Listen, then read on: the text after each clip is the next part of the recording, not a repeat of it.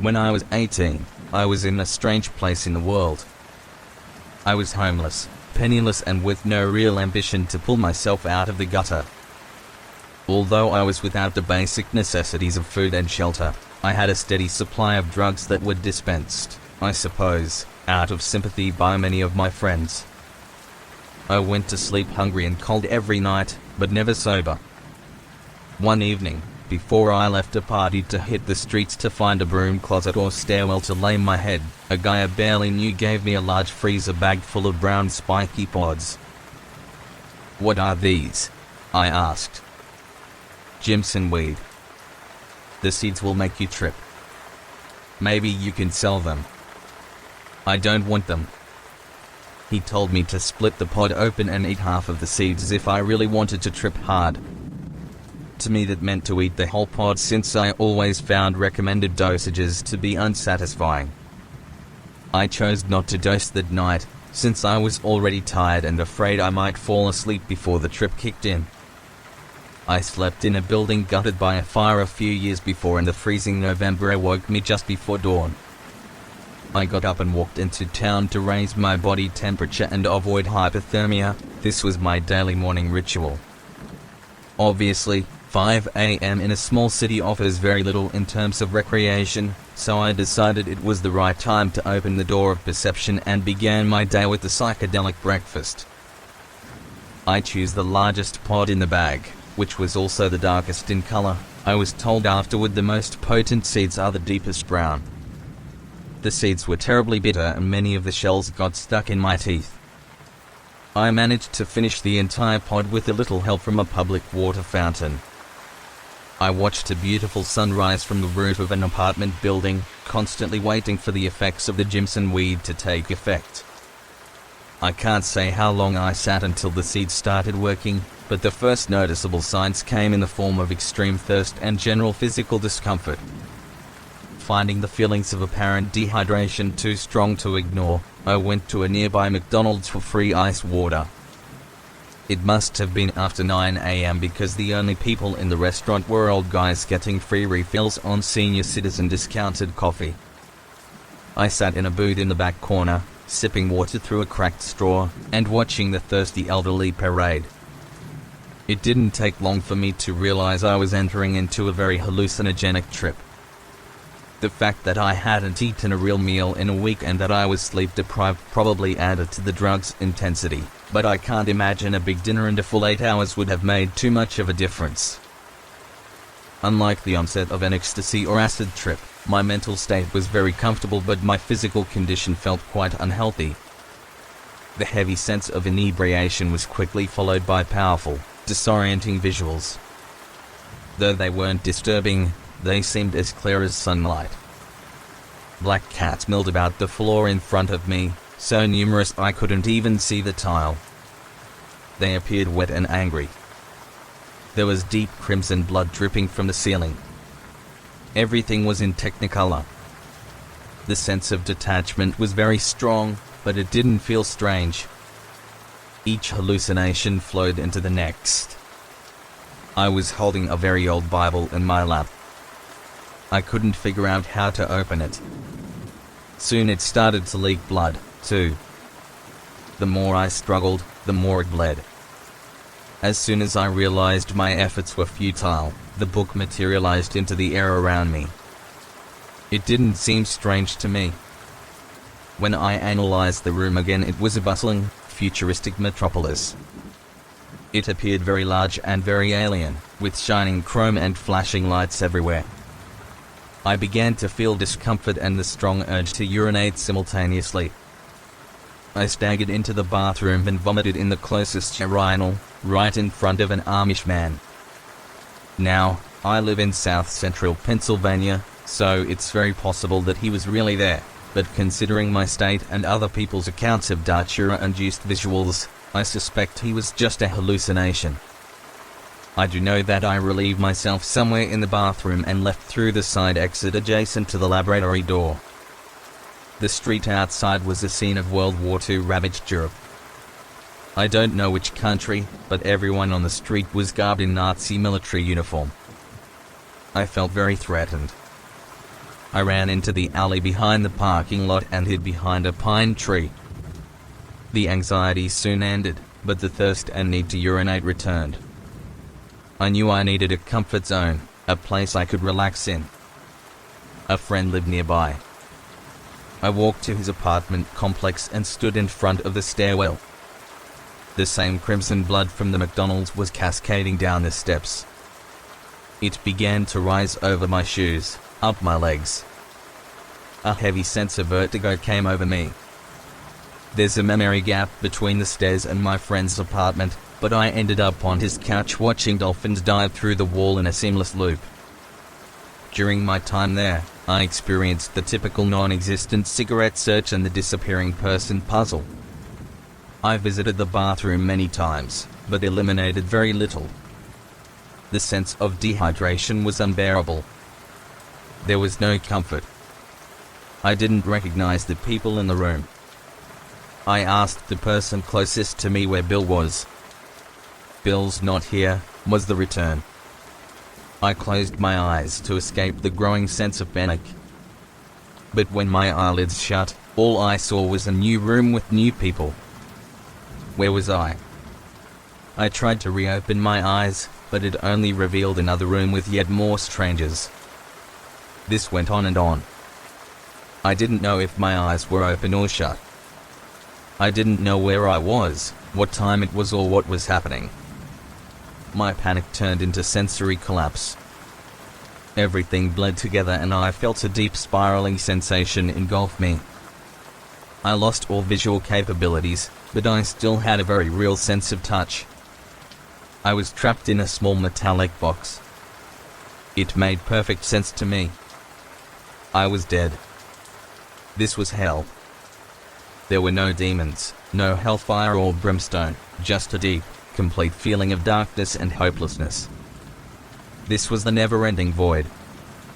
Not at all how I had imagined it, but worse than I thought that it could have been.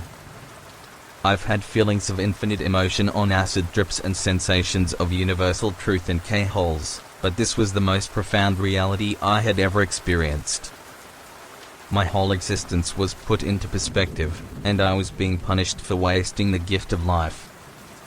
I blacked out at some point in the box and woke up in my friend's apartment the next day.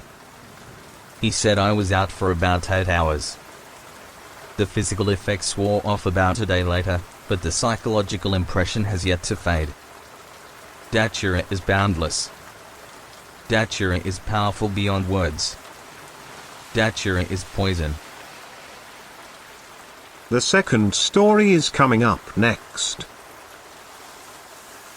4 of us, me, my boyfriend Ricky, Bevan and Jeff, were staying at a beach house in a relatively remote location on the west coast of New Zealand. We'd spent the entire day sleeping, running around, and carving the beautiful blue waves. So, we decided what better way to end the day than with a nice session on the porch. So out came the weed, the bong, and the lighters. I'd had about 4 potent hits when I felt nicely mellowed out, and decided to stop there. We'd eaten quite a bit that evening. Lots of fresh fruit from a nearby orchard, so our stomachs were by no means empty. Ricky brought 8 Datura seed pods with him, each containing between 80 to 100 seeds. Since there were 4 of us, 2 people would have to babysit while the other 2 could pop some seeds. Although I'm nearly 6 foot, as a woman, there was no way I could restrain any of the guys if the need came, so I was one of the seed poppers. Jeff had never done Datura before, so he was a natural choice too. Besides, Ricky and Bevan were more than happy to keep their taking hits from the bong, and laughing at us. At 7 p.m., I opened 2 seed pods. One for me, and one for Jeff. We swallowed down the seeds. Prior to this experience, I had taken Datura 3 times, but I never had more than about 60 seeds in one sitting. This time, I decided I was ready to experiment with a bit more, and explore deeper. At 8 p.m., we spent the next hour talking, and eating marshmallows with no clear effects setting in yet. I ended up popping another 50 seeds. This turned out to be a terrible idea. Aside from the effects of the weed, I felt completely normal. I could stand and walk just fine, and hold a slightly slurred but coherent conversation. After another 15 minutes, I started feeling increasingly warm. Despite the fact that it was a chilly night, my body was radiating a huge amount of heat. This is when the hallucinations started. I felt like I was sunbathing. Even though it was already dark by now, I felt the sun envelope my body, and drizzle it with golden rays of warmth. It felt divine. Everything was warm, loving, and inviting. My heart rate increased dramatically. I knew it was kicking in. Around 9 p.m., I was smoking a spliff that didn't actually exist, and I dropped it, which I've read is very common in Datura use, so I crawled around looking for it to no avail. I figured it must have somehow fallen through the floorboards of the porch, although that was technically impossible. I stepped off the porch and lay on the grass below while gazing at the stars. I felt like me and the stars were one. We were the same. I don't know why, but I particularly remember this feeling of belonging with these giant balls of burning gas. To me, they were tangible diamonds in the sky, and I was too. I could see for billions of miles into the sky. It was one enormous eternity of stars in patterned clusters. Although I was definitely hallucinating, everything felt so intensely real. My mind felt normal. Although my speech was slightly slurred, and my walk was a little crooked, I felt something crawling under me as I lay on the grass, so I moved and saw a pool of earwigs weaving in and out of the earth that was once under me. I hate bugs, so I frantically rolled down the slight decline of grass onto the sand. This was the last thing I clearly remember. Everything else is as told by Ricky, Bevan, my faint memories, and the camera footage taken that night. This is also where things started going wrong. I felt insatiable thirst, and like I was stranded.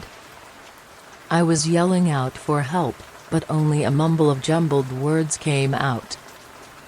I wasn't making any sense. I spent a good hour playing in the sand, throwing shells, and rolling round.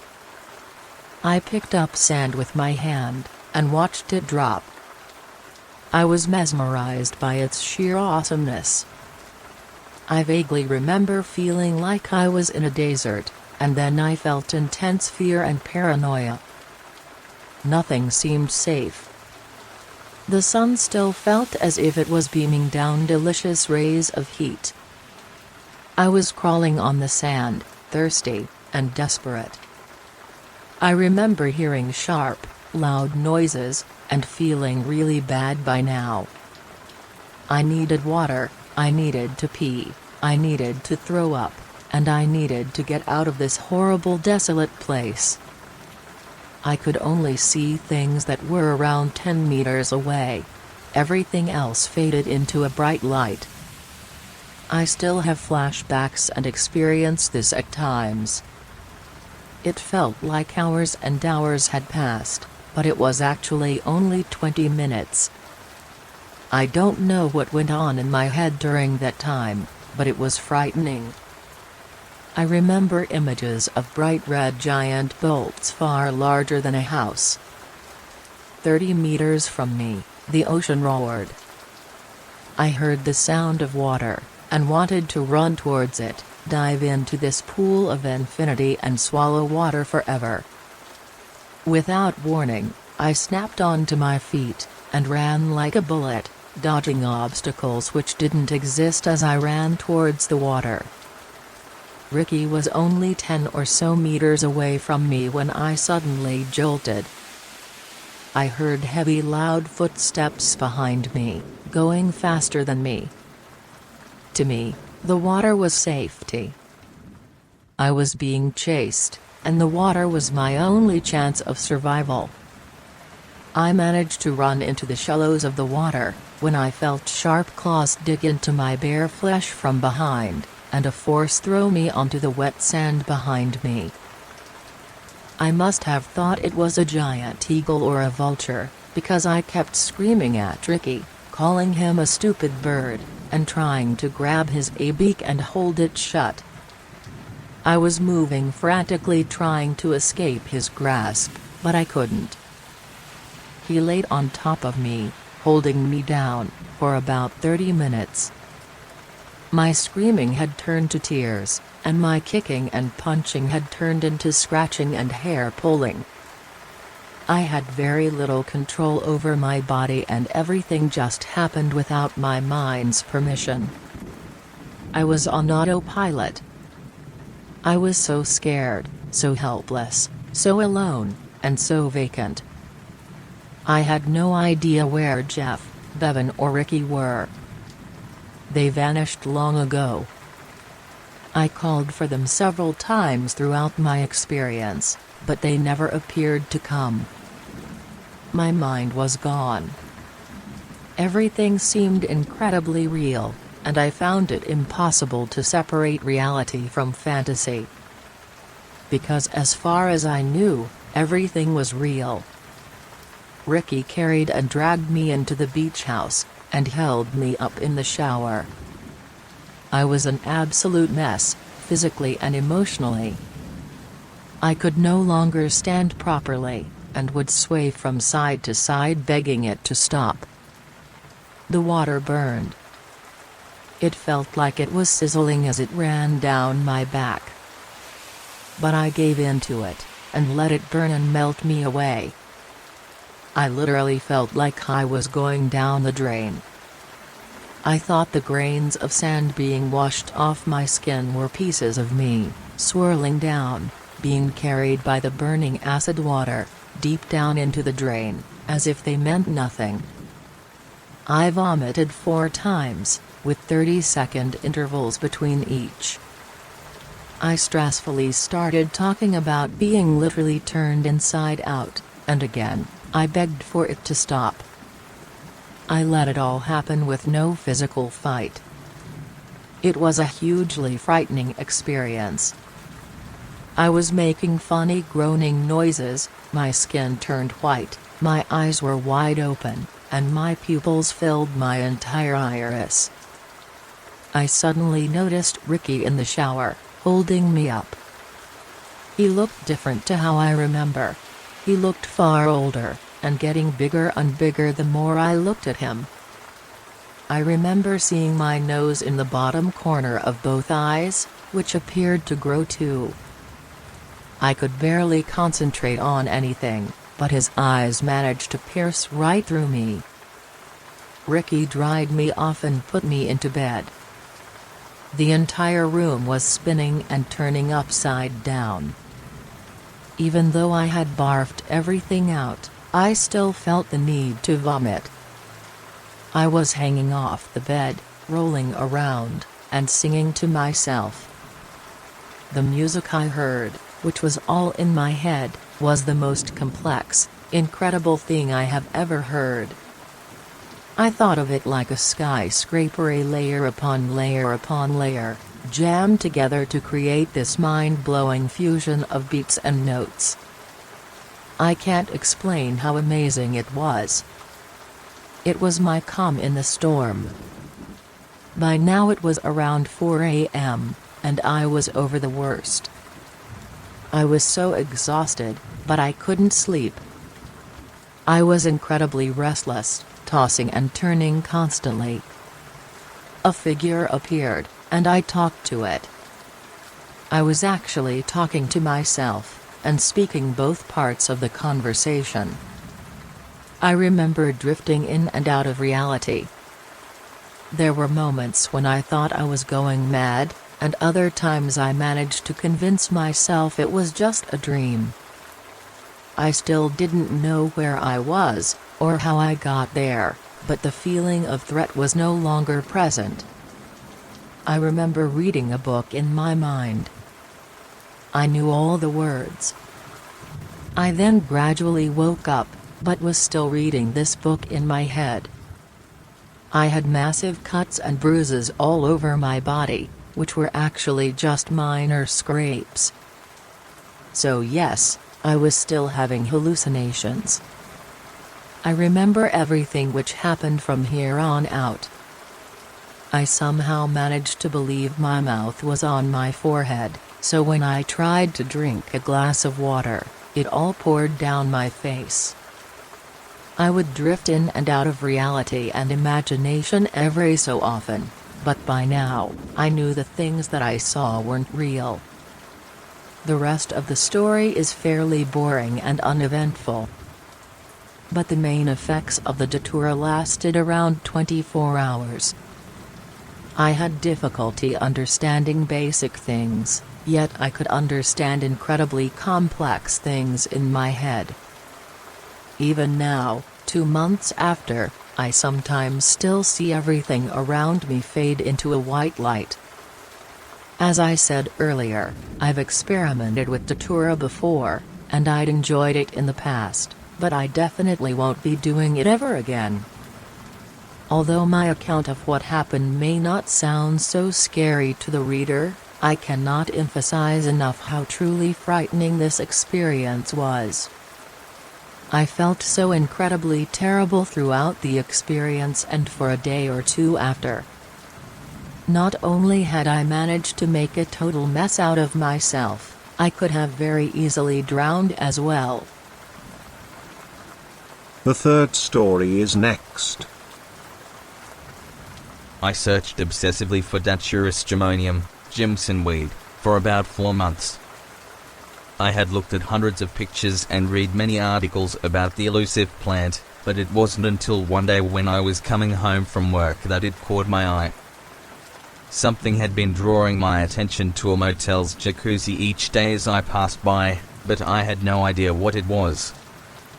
One day I figured out that I don't usually notice something so intensely, so I decided to look a little closer, and boy was I a happy camper.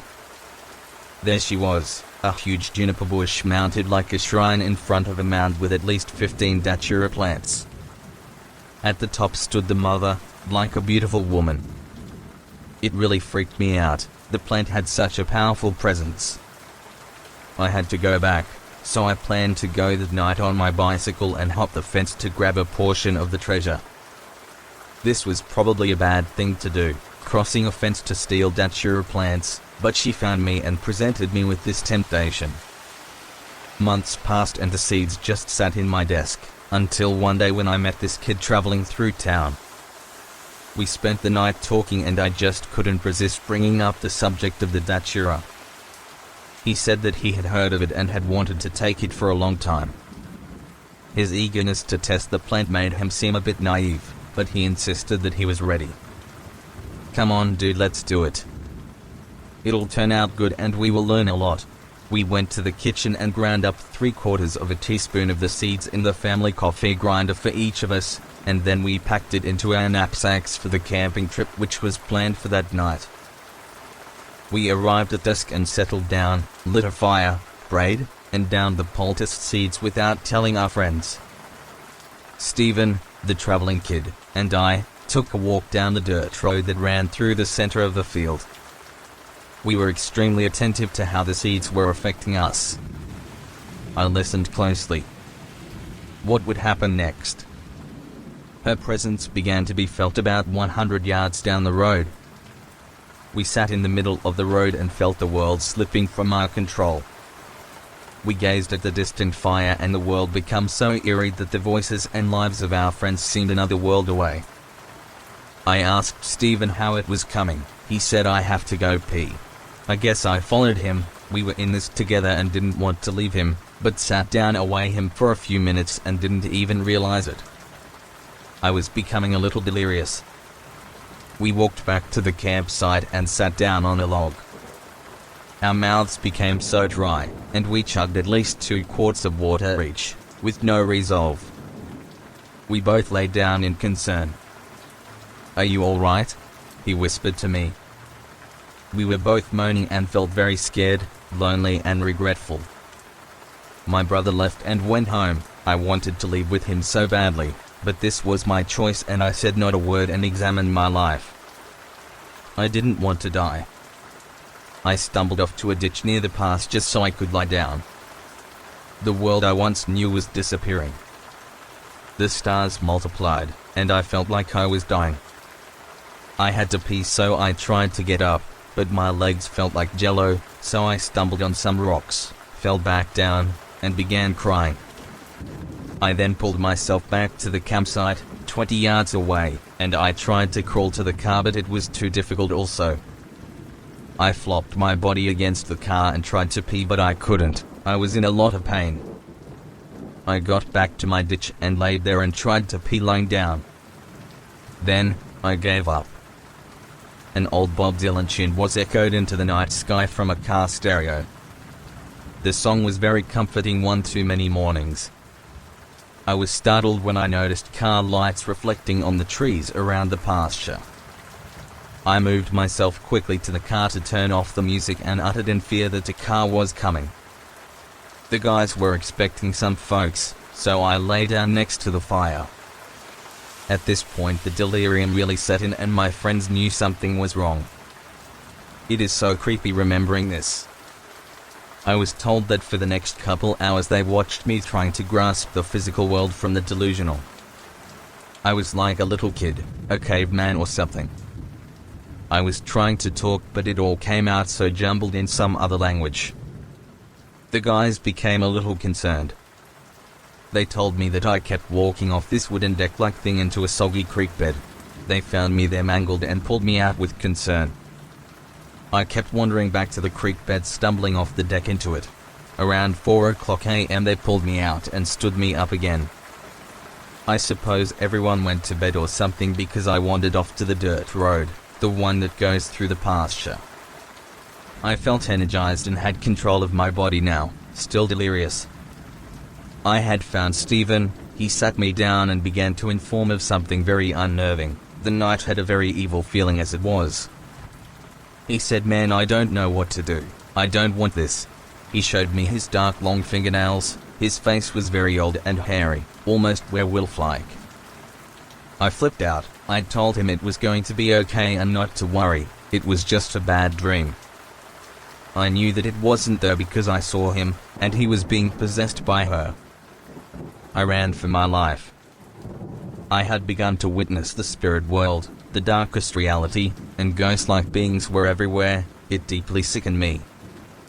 I ran and ran, until I hopped a barbed wire fence into a weedy field and ran around the perimeter trying to avoid stepping on snakes. It felt almost like flying until I fell really hard at one point. When I got up I saw a glow in the middle of the field. I was being controlled at this point. I was pulled to the center of the field where I witnessed some demonic action. There were 7 guys and girls dressed in dark clothes, black hair, and pale skin. They were all enticed, basically making love with the plant. They danced around the glowing Datura plant. She was alive. There was one guy or girl to my left that was very tall and thin. He or she seemed to be the plant spirit, or the leader. They all quit dancing. I felt the plant spirit stared into my eyes and shook her head. I had messed up really bad and I knew it. I ran so quick towards the woods. She sent one of the others after me. I tried to hop this barbed fence again, but I was caught in it and I cut myself. I turned around and saw the enticed one. He stopped still in the darkness. I felt as if he wanted to run with me and get away from this evil life. I said, "Come on dude, let's go. She'll kill you, come on." He stopped, and it was as if something forced him to shake his head saying no, number. I hopped the wire and ran up the hill, tearing through vines and briar, just tearing through until I leapt down the other side. Something stopped me and pulled my head up towards the ridge. There was the temptress, and she was after my life. She was capable of transformation and teleportation. I was so scared. As I tore through the woods, I had to avoid 2 black jaguars. It was her. She is so tricky and evil.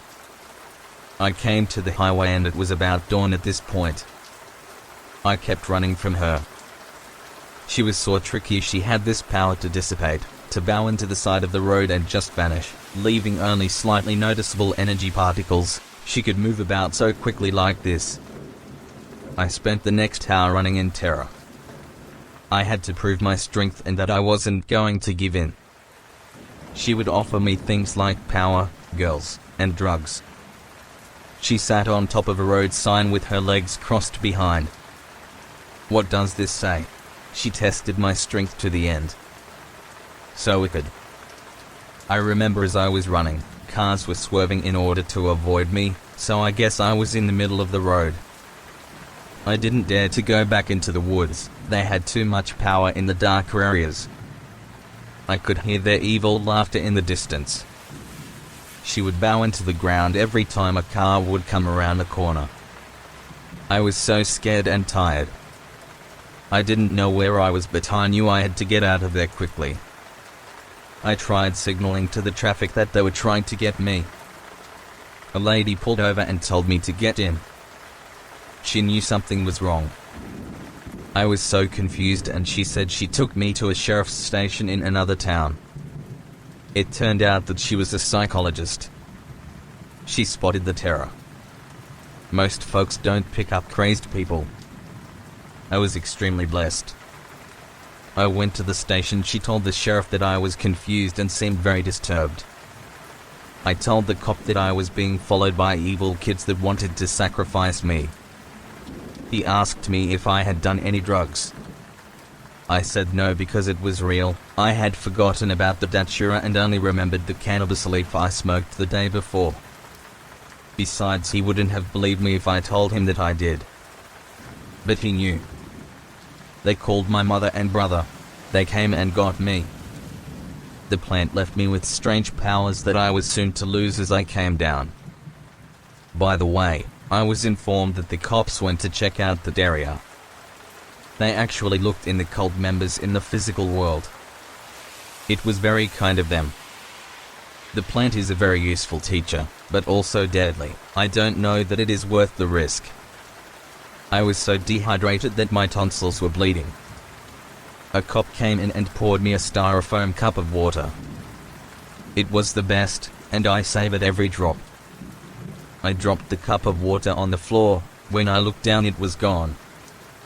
There are many delusional things that happen also. It may be hard to distinguish the true lessons from the effects of poisoning. I got home, drank some water, and took a long rest. It left me feeling very lonely for months. My eyes were unable to focus for the following week. I went to my friend's house the next day. I had to find out what happened. Before describing anything on my part, he told me what he witnessed at the campsite, and he was sober. He said he witnessed Stephen, the other induced one, become real old looking. He was hairy like a dog, and it was clear, he said. He described exactly what happened to him and what I witnessed. The following week I went to the library to research more about Datura. A book read that it is common to have dreams involving lycanthropy, turning of man to wolf. This freaked me out. Please don't take this with a grain of salt or as an entertaining story. It was such a nightmare. I felt so lonely for so long, still recovering a year later. I must inform people of the deadliness of the Datura. She will trick you into death. And if you die, you may have more problems than just that. She will have weakened you to the point of surrendering your soul to her. Watch out and please take much precaution, brothers and sisters.